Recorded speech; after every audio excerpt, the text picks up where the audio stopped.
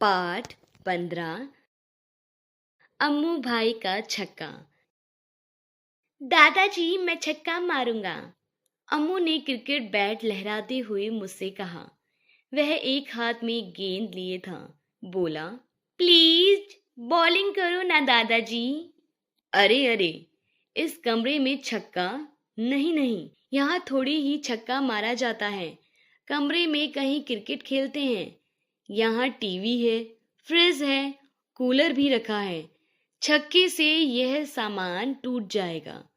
मैंने उसे समझाते हुए कहा।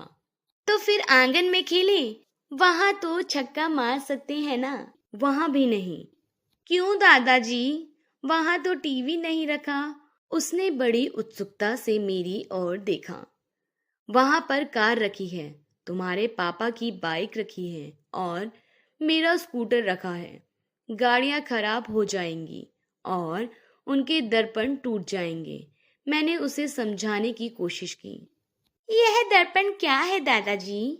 उसने ऐसे पूछा जैसे मैंने किसी जंगली खूंखार जानवर का नाम ले दिया हो।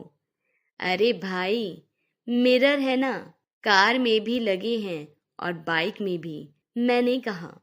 तो ऐसा बोलो ना, आप तो क्या दर्पण वर्पण ना जाने क्या कह रहे हैं। क्या आपको हिंदी नहीं आती? मैं उसकी बातों का रस ले रहा था।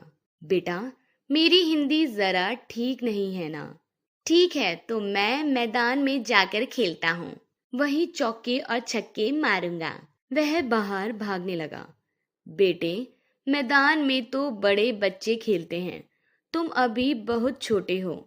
मैंने उसे पकड़ा और घर के भीतर ले आया। वह उदास होकर वहीं बैठ गया। उसके बाद मैं नहाने के लिए चला गया। थोड़ी ही देर में जैसे ही मैं बाहर आया तो मैंने देखा कि अम्मू टीवी के सामने टूटा हुआ गमला लेकर सहमा सा बैठा है और एक हाथ से टूटे हुए टुकड़े बटोरने का प्रयास कर रहा है। मुझे देखते ही बोला, दादाजी यह देखिए। ये क्या किया तुमने?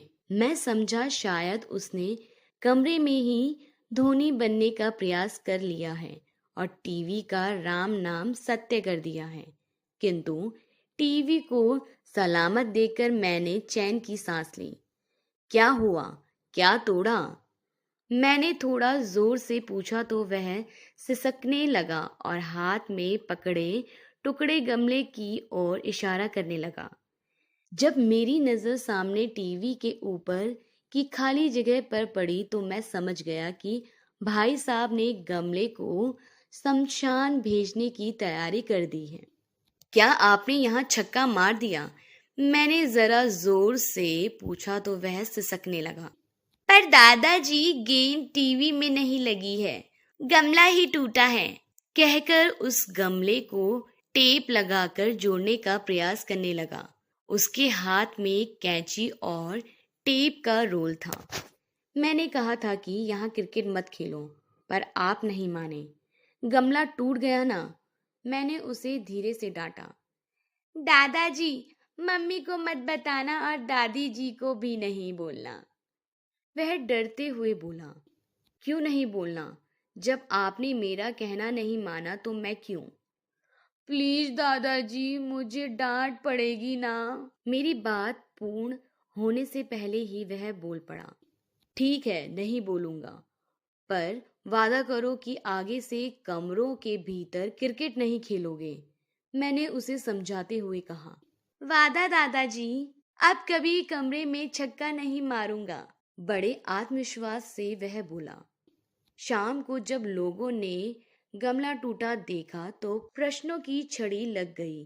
किसने तोड़ा, कैसे टूटा आदि। मैंने गमला टूटने की सच कहानी सबको बतला दी और यह भी हिदायत दे दी कि अम्मू को कोई ना डांटे और ना ही उसे यह बताए कि सबको सच मालूम है। दादाजी ने हंसकर पूछा, अम्मू, गमला कैसे टूटा?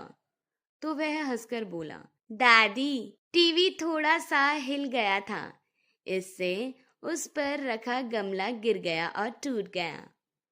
उसने सबको यही जवाब दिया, मतलब सबसे वह झूठ बोले जा रहा था।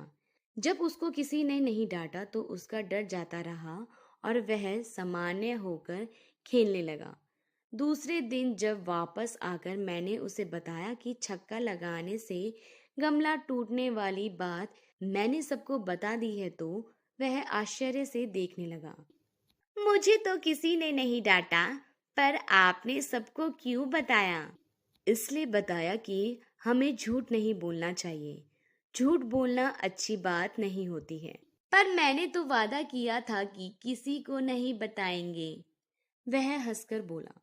उस समय आप डरे हुए थे, इसलिए वादा कर दिया था। हमेशा सच बोलना चाहिए। यदि गलती हो जाए तो उसे स्वीकार कर लेना चाहिए और आगे से गलती ना हो ऐसा प्रण करना चाहिए। ठीक है दादाजी, मैं वादा करता हूँ कि आगे से कभी झूठ नहीं बोलूंगा, बड़ों का कहना मानूंगा और कमरे में छक्का भी नहीं मारूंगा। बस इतना कहकर वह छक्का मारने बाहर चला